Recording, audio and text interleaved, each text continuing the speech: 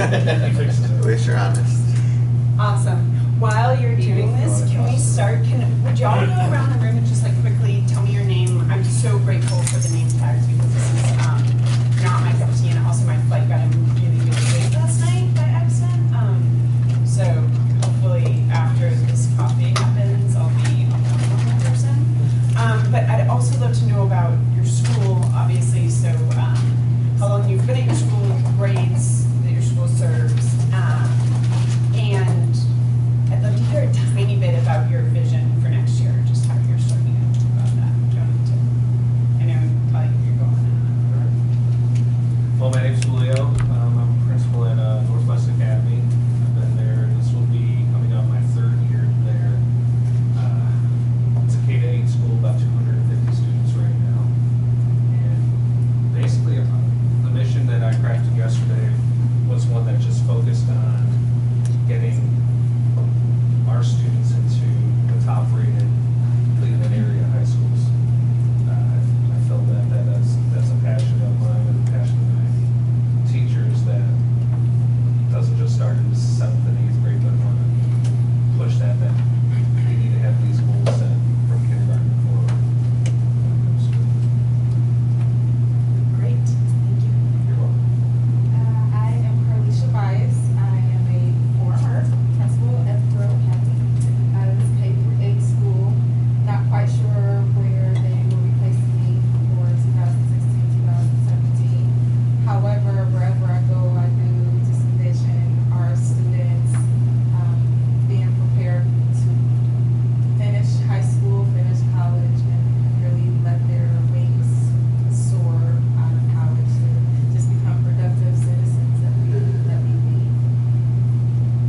I'm Mike. I also came from Pearl Academy. I echo everything that Mrs. Bias said. She was my assistant principal. I unfortunately was not here yesterday, so and I just learned on Monday that I'll be going to West Park Academy. Is that also going to be K-8? Yes, and we're all Canadian. Oh, okay. So I'm looking forward to just being a sponge today. Over the next, all over the summer. Hi, my name is Arden's Gray. I'm from Riverside Academy, which is actually in Cincinnati.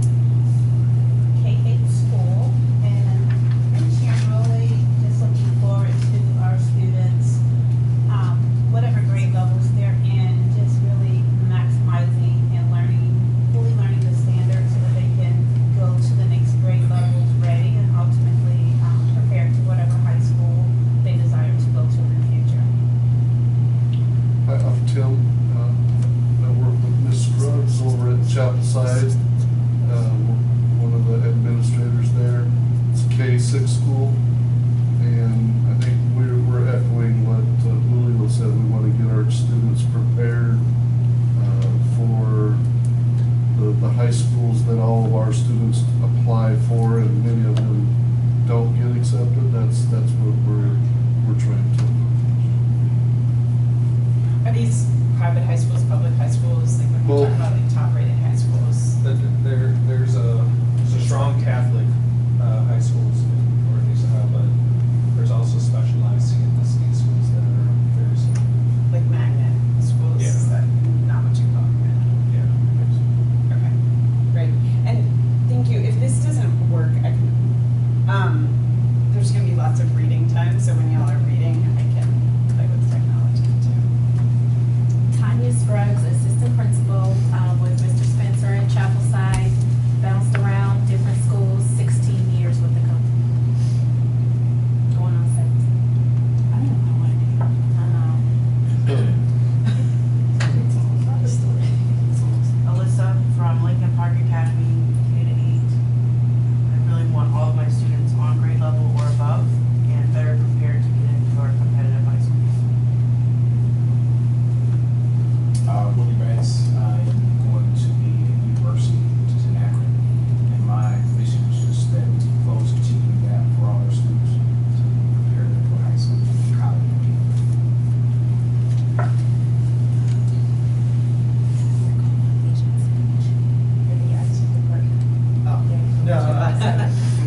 advisor. I'm the assistant principal at Broadway.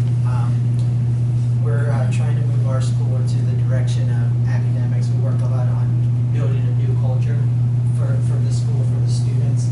This year, our main focus is going to be creating a vision where academics is the priority. Awesome. Thanks, y'all. I'm really excited about getting to be here today. Also, just a little bit more on my background, and y'all are welcome to ask me questions. So I've written charter applications, which you could call like, essentially playbooks, like you're writing.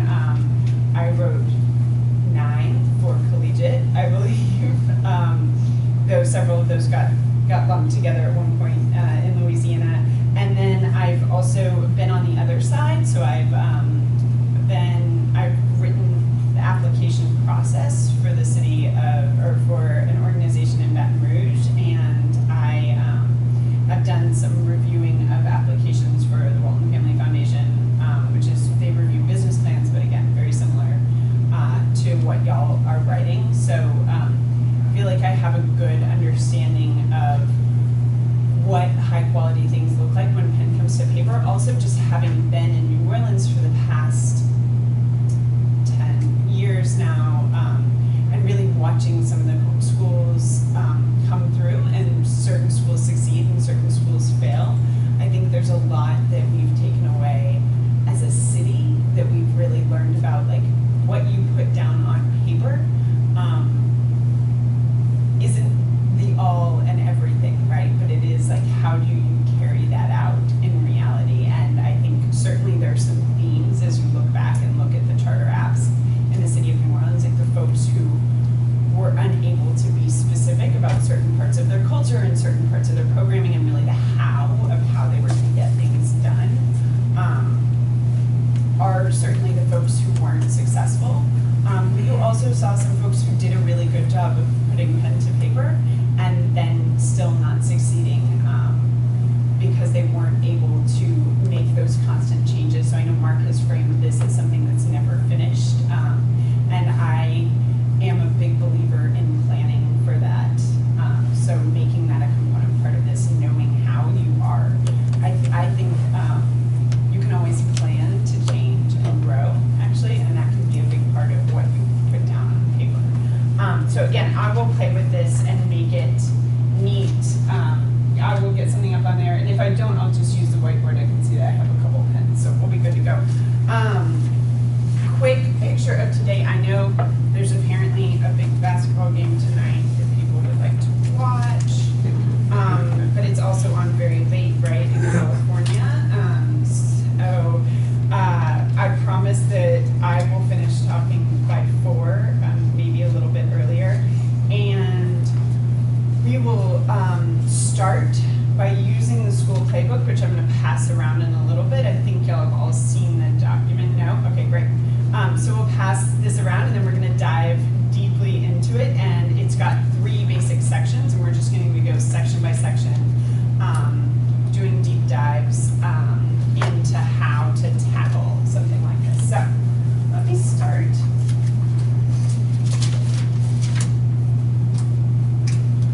Start a good paperclip collection here. Sure. And as you will see, it says draft. I think literally everything I've ever handed out in a group says draft on it. I think that's one of my core beliefs, that it's never really final. So I always put draft on it, whether it was that first PowerPoint you went through way back in March or something like this. The main tenets of this won't change at all, but there might be a couple of words meant here and there. But ultimately, even though it says draft, this is the plan and the overall sort of template that we'll be working through.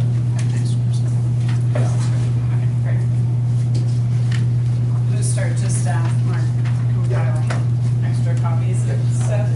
Okay. Maybe we won't be total tree killers.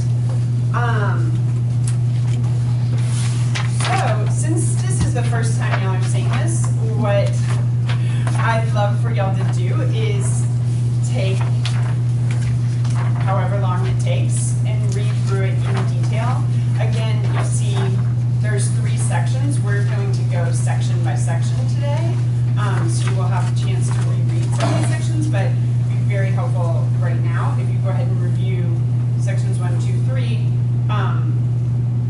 also feel free to like jot down notes, questions, anything, right?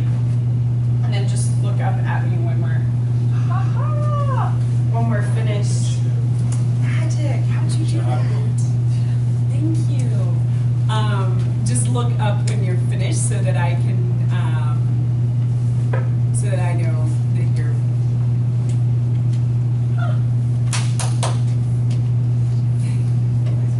You win extra points today.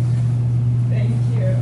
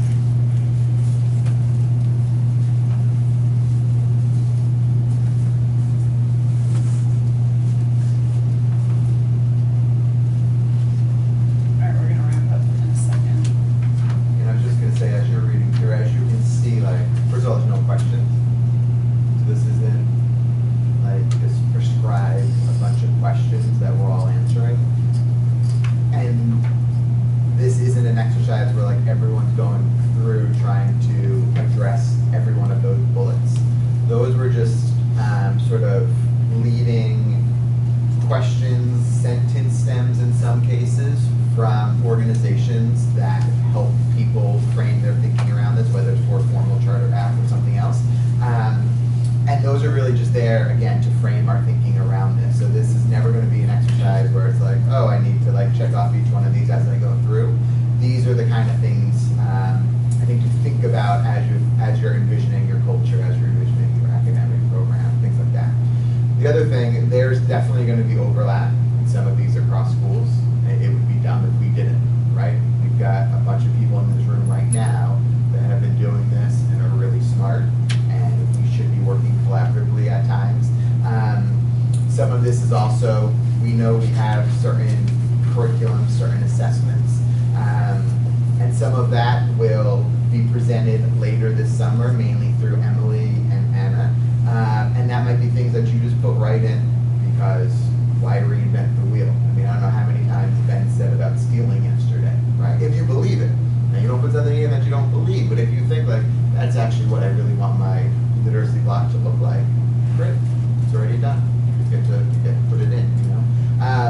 And then the other piece is, although, and I've talked about this with everyone, I think at this point, like, ton of collaboration, ton of overlap. I think the piece that will probably be the most unique for everyone in the room is the culture section. Because that is like what you believe in. And it is based on your core values, your core beliefs. It's based on the community that you're serving. It's based on the reality of your school. And I was thinking about this last night.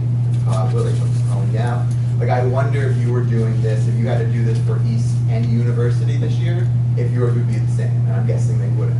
And at some point, Nehemiah will be sitting in the same room, and despite the fact that he's going to be at the same campus where Willie was, like, I think they're going to have very different, because University is different than East. Now, that doesn't mean their core tenets around what good quality instruction is going to be different, but this culture piece and how you get everyone aligned to this vision you're driving to, that to me is where it's going to be really like intimate and personal, based on, again, your core values, where your school is, and where you want it to go. Sorry, I just want to share before I go run out and make more copies for more tree Okay, killing. right. Yeah, Front and back, front and back. front and back, yeah. That's it.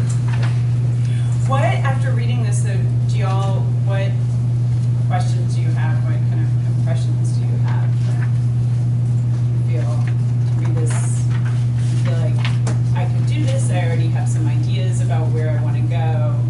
Do you feel like, oh my gosh, I'm going to be writing for the next 5 months? Yeah. The artifacts that you're going to share with us today are these exemplars of all these things that we are putting together to give us an idea of what the expectation is. Yes, so what I am doing with y'all today is we're going to go through section by section and look at exemplars, both at multiple ends of the spectrum of quality, so that we can all kind of norm to what high quality looks like.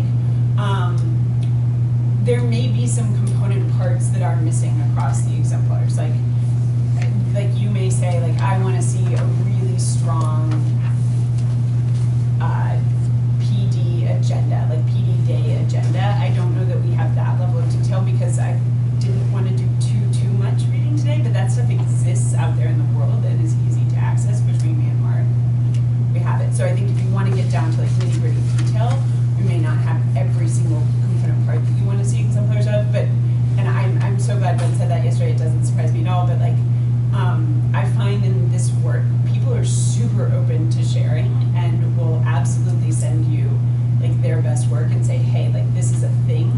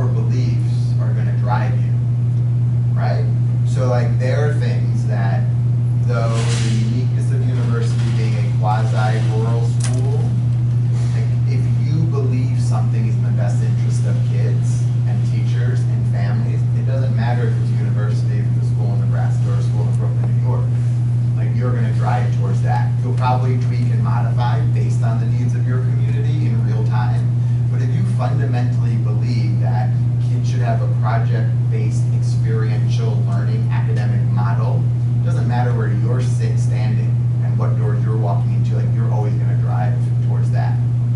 Throughout the summer though, and this is why I think we're lucky, Sharon is still around. University is an entity that we know, and you're going to be able to learn about it through its stakeholders to constantly tweak and modify, you know.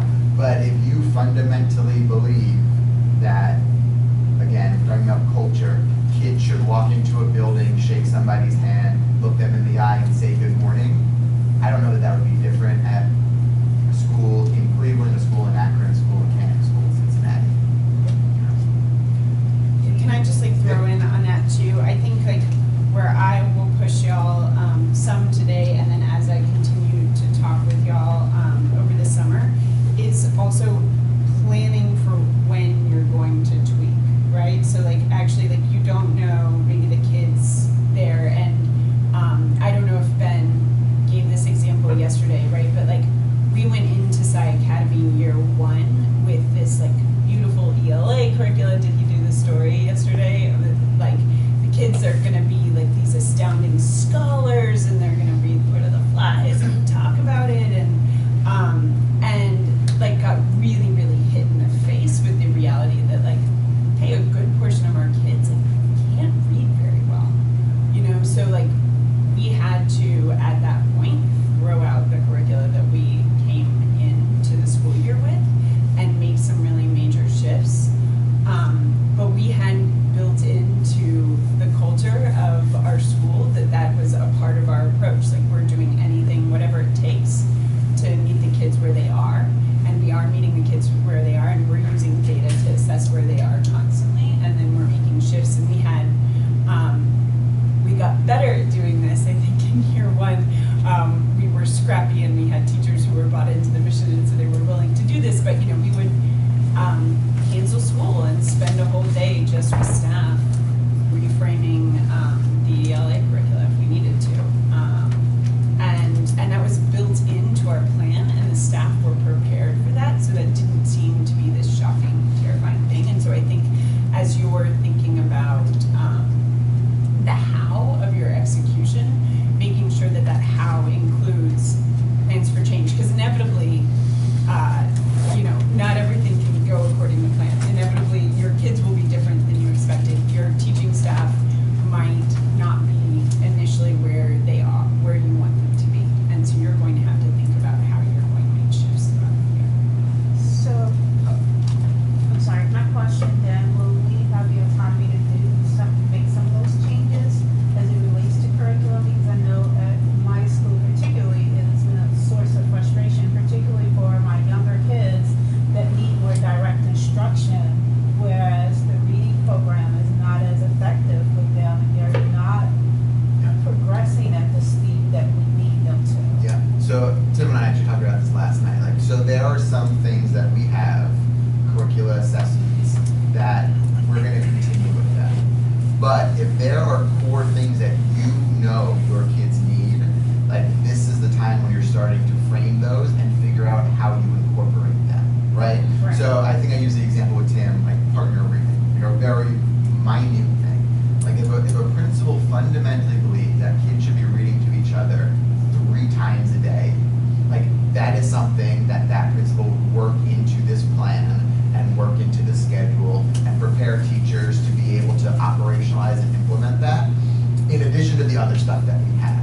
And maybe at some point we get down to the micro where it's like, I truly don't know how to fit this in. Seeing the challenge a lot of our teachers have right now, I think any direction is going to better equip them than where we are with a lot that don't know exactly where they're supposed to be going.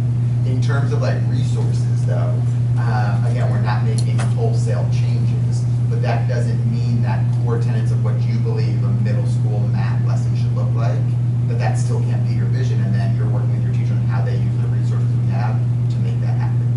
And I think that relates to, and you all heard me say this, if like, I don't think, and a lot of you have shared this with me privately, like these wholesale curriculum assessment changes aren't going to be what gets us where we need to be. We have teachers that need a lot of support on the practice, the instructional practice. teachers, given the reality of our schools, both in pay and in fact their turnaround schools, we know we have teachers that have less experience or have less effectiveness, and the curriculum isn't going to be what gets them to the next level. It's that ongoing, really deep coaching support, things like that. And just to follow up on our exemplar too, like, so at Sci Academy, we got very practiced at throwing things out and starting over wholesale, and that's not necessarily the best way to approach things. Like, we then learned that you can actually make small tweaks and changes before you throw something out and start from scratch again. You will wear everybody down if you're constantly throwing everything out Yeah. and starting over again. And I think we whittled our way towards working on practice and developing teacher skill, and we didn't get there as soon as we probably could have and should have, because we were young. Yeah, and I would say, like, for this like specific one, like, this is I think like a real life moment where if we were not in this setting, but we'll pretend it's just me and you, I'd be like, Arnett, is that really the barrier for why your kids aren't? Is it not? I don't want the answer right now, but I'd say, like, is it the curriculum, or is it something else that, like, we can figure out how we work with our teachers to drive through, you know? And I think that is, a lot of this gets to that. But again, the real work is actually when we are all back individually at our schools, where you are actually outlining. So, like, yes, we use this, but I think high quality instruction has these key components, and that's what we're going to be driving towards. And this other stuff is a resource to help us get there. But there might be some other creation to it, whatever the case may be, you know? And I think that's the thing that, again, we keep talking about how we are putting a lot back at the school level in terms of, like, where our schools are going. And you will see, I think, throughout this summer and throughout this ongoing year, whether it's with your coach or with me, something like that, it's just, while it might be frustrating in the moment, like, you're gonna get a question just right back. And it's like, so, like, how do we do it? Like, you are the leader. Let's figure out. Now, it's not that you're doing it alone, but it is like, so what is the real barrier? Or what is the real outcome we want? Let's figure out how we get there despite having this other constraint that we know we just have to live with and kind of lead through right now, you know? But I think this is a good time based on, we all have been at our schools, whether it's a specific school or a new one, like, you know where the frustration points have been. You also know what you fundamentally believe. Like, I don't think our teachers do enough read alouds. We need whatever the case is, and, like, starting to codify and put that in so that when your teachers come back, whether it is just kindergarten or K2 or your whole grade, your whole school, you're able to really sit down and be like, this is the vision for our academics. Like, this is what we are truly driving towards. Yeah. Pearl was my sister's school, but now I know that Northwest and I and West, they share kids. And there's times when families go and we immediately try and place them. Do you think it would be wise for the three of us to have more commonality? I was thinking the exact same thing. Because when they transition to Northwest or they transition to West, I think if it's a complete culture shock in terms of how things are at Northwest or West, we stand to lose. Yeah. So again, would it hurt? No. But if what you think is core and mandatory and, like, a non-negotiable, if, like, Julio doesn't, like, they're not, if the kid moves, it doesn't make a difference. Like, if it's not core to their school, it doesn't make a difference. I mean, we also need to be realistic. Like, a family moving around, while we always want to do our best, I would make the argument that if every school is firing on all cylinders, yes, the child will have to adjust to a new school. Even if it was a mimic, like their new teachers, like, that's a part of, unfortunately, a transient mobile population. But I think the bigger thing is them going to a school where there is clear expectations, a clear understanding, and a true DNA to the school that is driving everyone that the kid will assimilate into. Like, kids are really resilient. And if they feel loved and valued and respected, like, whether it is I'm going from a direct instruction school to an experiential project base, yeah, you're gonna have to scaffold it up. That would happen for any new kid. So I think if it's a belief amongst you three, like, yeah, of course. But if it's not, the kids will adapt. I mean, there's a mobility in the population we serve, the population I think we've always worked with, right? Like, kids can do it. The challenge is when they're put into a school where, like, there isn't that North Star, there isn't that DNA. So I think kind of a roundabout, but it still comes back to, like, if it's core to the three of you, great. If it's not, I wouldn't want a principal to feel like, because of a potential child moving in November, like, I'm willing to negotiate right now. So what I believe has been lacking is conversation amongst teachers. So we're all using pretty much the same curriculum. A lot of our schools have one, maybe two per grade level. There's just not it has not been an opportunity for conversation, and as far as being able to support one another, learn from one another. Julia and I tried to get this off the ground this past spring between Pearl and Northwest. There were various, obstacles to get around, but I'd like to find ways to be able to open up that opportunity, because we're so vertical, we don't have enough common language to talk to one another, and nobody to do it with. So, when I was saying I was on the same, mindset with Alyssa, I'm thinking that's where I'm thinking, just being able to have that conversation amongst teachers to be able to. Yeah. So I think, I don't want to get into the weeds here, but I'll just, so I think that first starts at a school. So Mike wasn't here yesterday. Okay. But I would say, and this will come out throughout the day, like, what you are articulating is a core value that, like, you believe collaboration is a key element among staff to better serve students, families, and colleagues. That would be summed up into what one word do we think? Collaboration or teamwork? Like, so you are, right now, you're doing what we did yesterday. Okay. You're, like, articulating the core value. Now, how that is operationalized either on your campus or across campuses, like, that is the third step or fourth step of, like, creating the clear picture and the socialization, the practice, the discipline of making it happen. But you essentially just went through that process. Now, if you think it's important for you and Julio, you and Alyssa, you and anyone else, like, we get in the weeds in that later, but you kind of just did what we spent 8 hours on.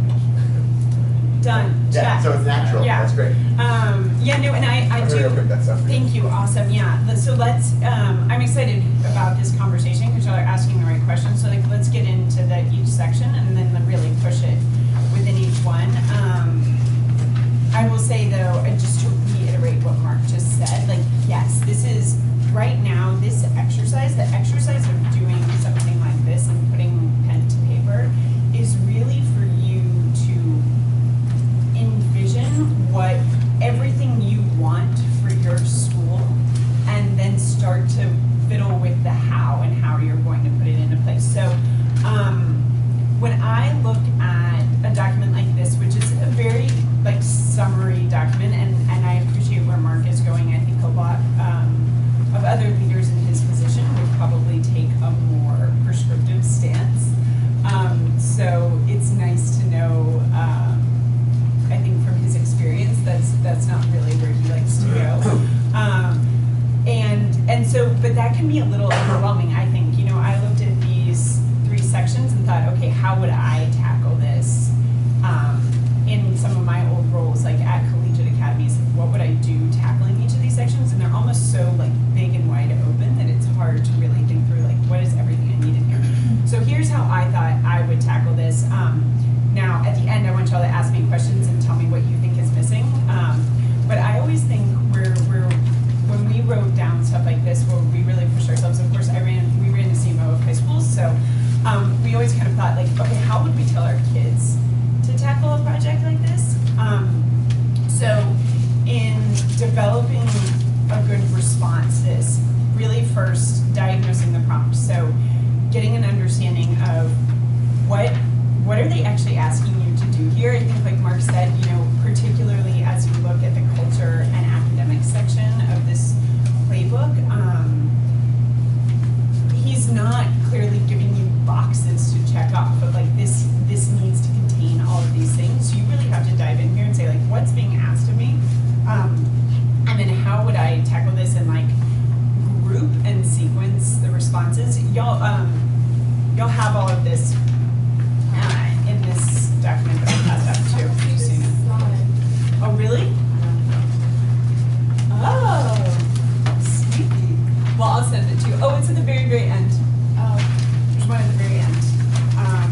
All right, so the second is to have a clear vision of success, and that's really where we're going to dive into some of the exemplars today so that we can all norm to that clarity. So like, what does excellence really look like? The third component that I think about is determining your needs. And so this is where Mark, I think, is pushing y'all on individualization a little bit here. But I like that he's doing this for you. So he's not building out a document and saying, you need to like, he's not giving you like a worksheet, right, where you just fill in the blanks. He's really giving you an open picture of like, what do you need to do to build the school that you want to build? So I think a lot of times, and this often happens for charter schools, right? The charter application becomes just like another thing that you have to, like a hurdle you have to get through in order to start your school.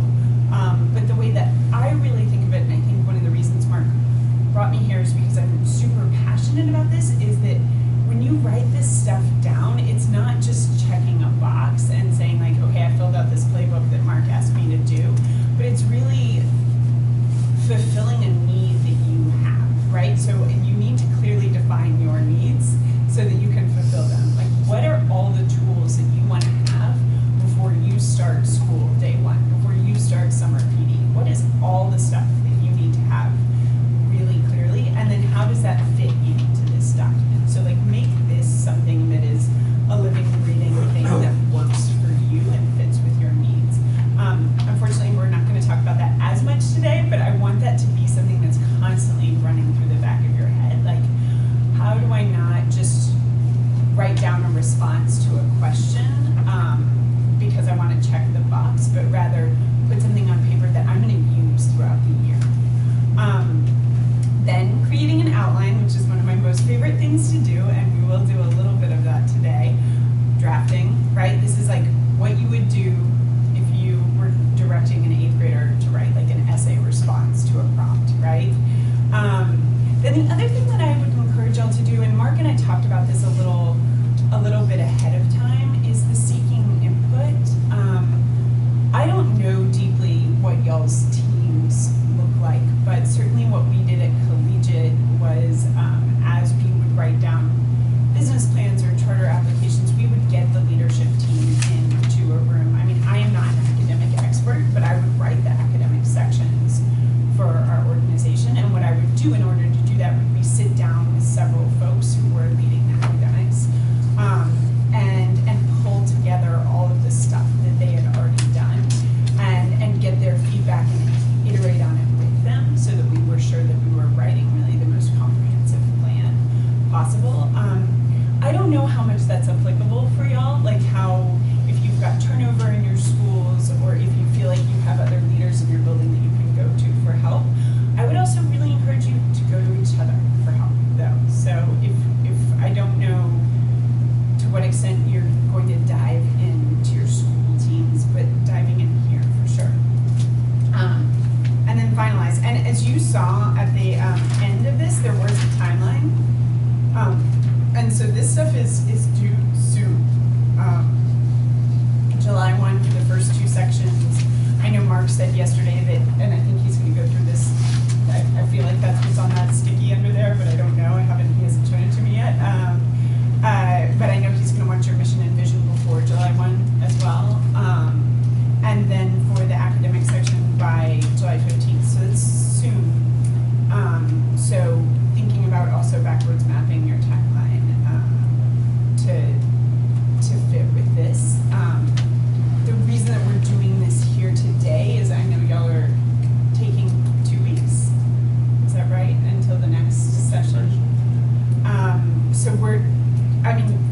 it was because this was the only time I could come, but second, after Mark and I talked about it, we're like, we have to put this in front of y'all earlier so that you can start thinking through this. And I will certainly be available too as y'all do start thinking.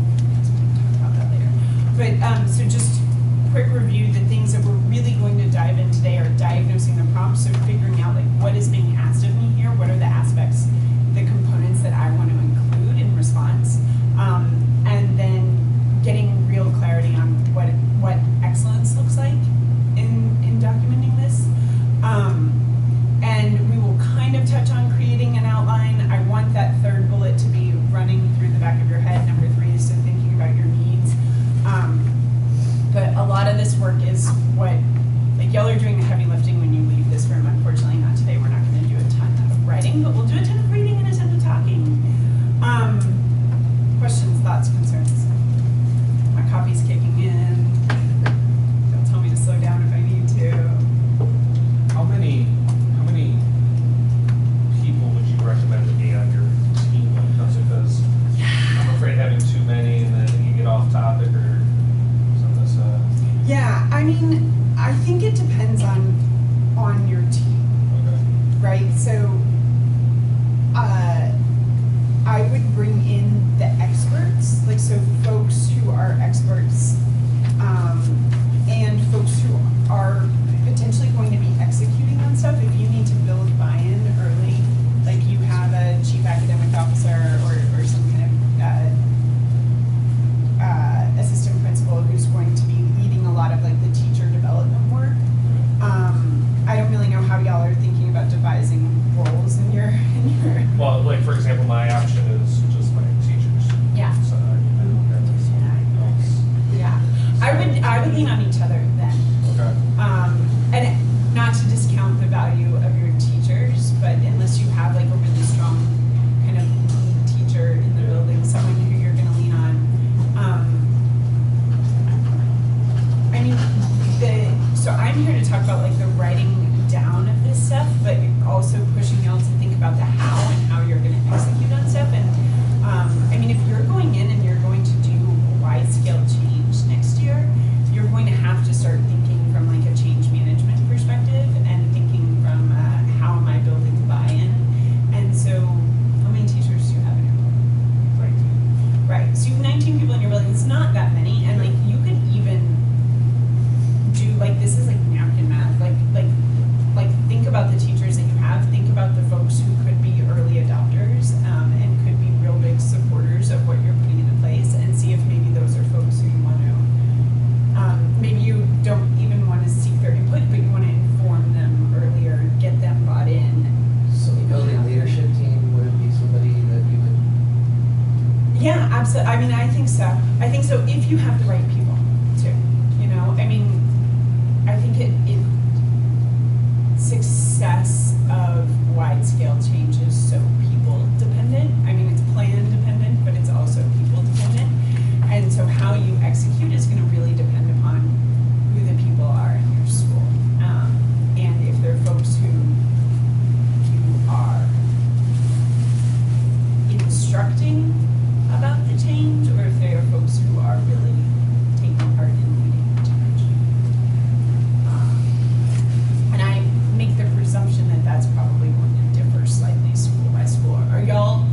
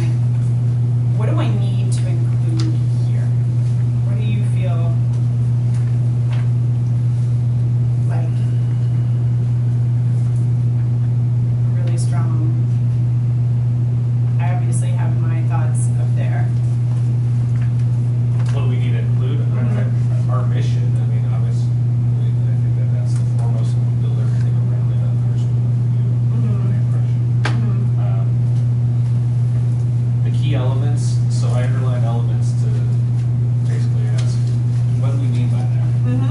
Because I don't know, I can interpret or what I think the key elements are, but I don't know if that's correct. So I'm thinking if it's socioeconomic status, the demographics, the free reduced lunch, the discipline issue or the discipline data. I mean, I don't know what the elements mean when it comes to that. I could be completely off. Which I probably am. No. I think that's a good question. So yeah, so like mission and vision, pretty clear. I know y'all did some big work on that yesterday Right. too, which is awesome. And I think I'm obviously a little biased, but I actually think that Mark Fitz is probably like the best person to lead something like that. That is his jam. What I'm going to give y'all are 2 exemplars. These are essentially like summary documents from 2 charter applications in New Orleans that are just like the high-level overview of the school. So contains mission, vision, and then the core elements. I'm going to apologize in advance though that this stuff is only available via PDF, and they're old documents that have been scanned, and I had to like copy and paste sections, so it doesn't read really beautifully. I also cut some stuff out about like a lot of the schools have to talk about their governing board, and so I cut and pasted a little bit, so it's a little hairy to read. But I've got. Is that something we'll have to include though? The governing board piece you're referring to? Not that I know of. I assume not, which is why I cut it out of these ones. So that's just part of like the Louisiana application. So I cut that out and really tried to think through the prompt that Mark put in front of you. But I think asking the question about elements is the right question, and then as you review these, I think that I want you to think about that. So keep it circled. Other questions?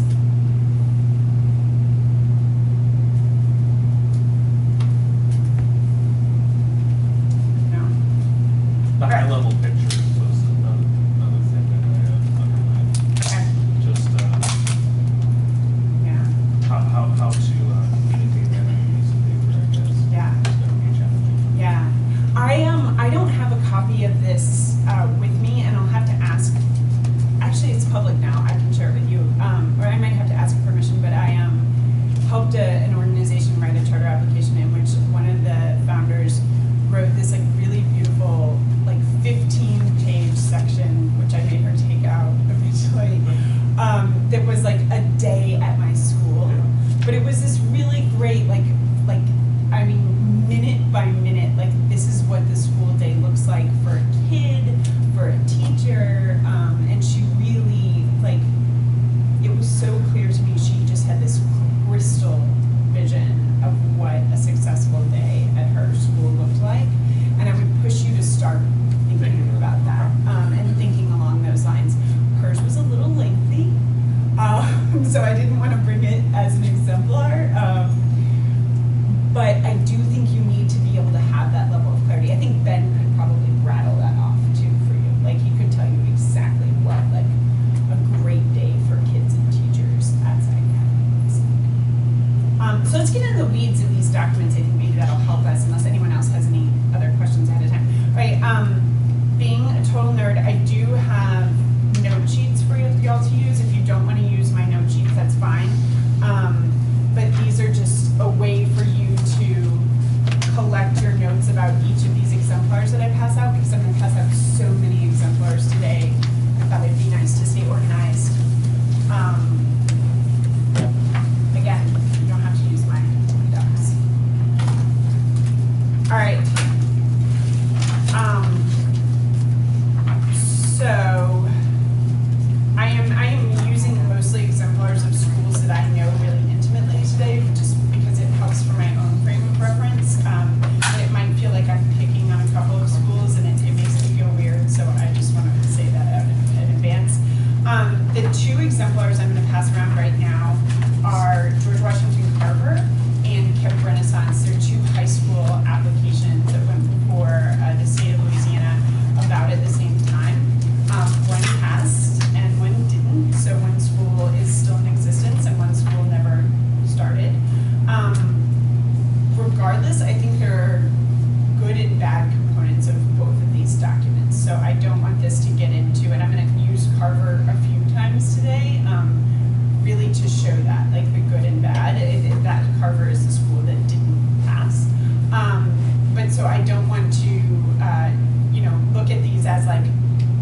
a stellar document and a not stellar document, but try to look at them as things that have pluses and deltas, as you see from your note sheet. Like, I really want to dive into the fact that there are pluses and deltas in everyone's work. Certainly in my own charter applications that I've submitted, I started looking at them to bring them in today, and I couldn't do it because all I could see were all the deltas of all of the documents that I've written. I just like, I do have another mission, vision, core values document, but it sounds like y'all did that ad nauseum yesterday, so I will pass this out at the end, and maybe you and I can talk a little bit more if you need to. But I don't want to redo the stuff that y'all did with Ben yesterday, because again, he's the master at doing that. So it is 9:45. Let's read until 10. And if we're not finished at 10, so read and take notes until 10. If we're not finished, then we'll read. I'll just check with you and see where we need to go. And then I really want to dive into discussion and not me talking at y'all, y'all talking with me. I am going to find a ladies' room after my speech, but probably that was not. All right. Oh, bless you. Thank you. You need a key. Yes. Well, you're saving me. Thank you. And then when I get back, though, if you have any questions, just